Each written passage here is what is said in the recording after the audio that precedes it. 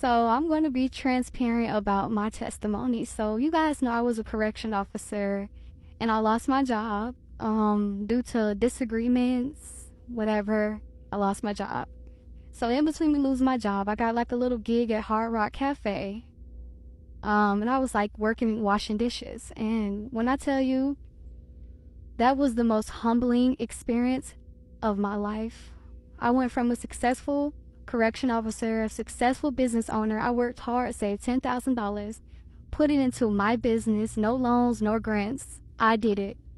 I worked overtime. I saved everything I wanted, everything I needed. I bought it. And I lost it all. I wish I was more prepared, but I wasn't. But this is a little story about the engine that could. So right now it was around like, I want to say 1 o'clock in the morning, and I was embarrassed because I couldn't pay $1,500 a month for rent. I was barely making my car note, barely paying my bills. So I waited until I knew everybody was asleep, and I moved all my stuff out. Whatever I couldn't fit in my car, whatever I couldn't fit in storage, I moved it out. Mind you, I did it all by myself. And during this process, this was like a tough battle for me. This was a fight for me. And I never understood why God put me through this, why God took me through this at the time. But when I was going through it, you couldn't tell me, or could have told me God loved me.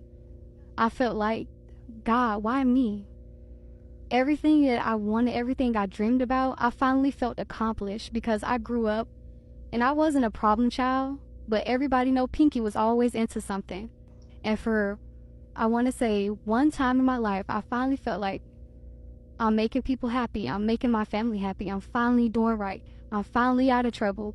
I'm finally on the right path.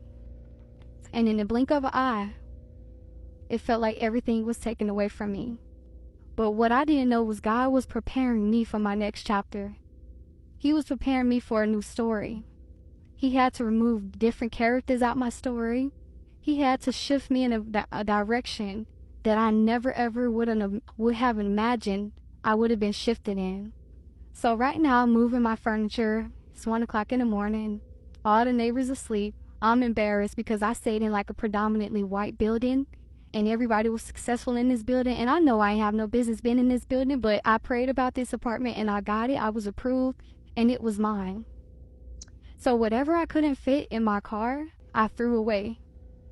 And this is my car, and I was on my way to Florida. So I slept in my car that night before I got on the road. And then I found the little gig, and I was picking up trash in a apartment complex. And that job didn't last long. I did that for like 3 days because I knew I was better than that. And then my car got repossessed.